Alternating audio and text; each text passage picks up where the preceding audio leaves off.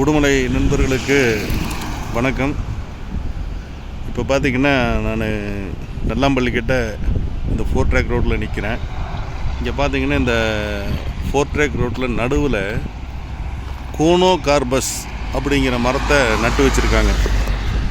இந்த கோனோகார்பஸ் மரம் இந்திய அரசாங்கத்திலே தடை பண்ணியிருக்கிறாங்க.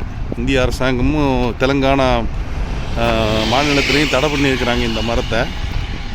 இந்த மரம் பூ பூத்துருச்சு. பூ பூத்து இப்போ வெடிக்க ஆரம்பிச்சிருச்சு. இது பூ பூத்து வெடிச்சதுன்னா இதனுடைய மகரந்தம் நம்ம மூக்குக்குள்ளே போச்சு அப்படின்னா நுரையீரல் சம்பந்தமான வியாதிகள், அதுபோக ஹார்ட் சம்பந்தமான இதய நோய்களையும் உருவாக்கும்.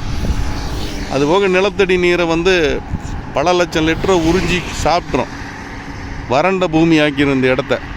நம்ம பொள்ளாச்சி நல்லாம்பள்ளியில் இதை நட்டுருக்குறாங்க. இங்கிருந்து பார்த்திங்கன்னா கிட்டத்தட்ட ஒட்டஞ்சத்திரம் வரைக்கும் இந்த செடி நட்டுருக்காங்க. ஏற்கனவே இது சம்மந்தமாக ஒரு வீடியோ போட்டேன். யாருமே இதை கண்டுக்கலை. இப்போ மரம் செடி எல்லாம் பெருசாகி பூ பூத்து வெடித்து சிதற கண்டிஷனுக்கு போயிருக்கு. நீ இதை சுவாசிச்சுட்டு போனாங்கன்னா மக்களுக்கு எல்லா வியாதியும் வரும். இது என்ன, யாருடைய சுயநலத்துக்காக இங்கே நட்டுருக்குறாங்கன்னு தெரியலை.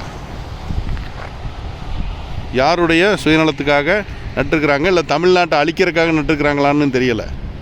இது உடனே எல்லோரும் நம்ம எல்லோரும் கவனத்தில் எடுத்து இதுக்கான எதிர்ப்பை தெரிவிக்கலை அப்படின்னா நம்மளாம் சீக்கிரம் நம்ம சந்ததிகளே இல்லாமல் பண்ணிடுவாங்க. அவ்வளோதான். யாருமே இதை பற்றி கண்டுக்க மாட்டேங்கிறீங்க. இதோட 2வது தடவை இந்த வீடியோ போடுறேன் நான். நன்றி.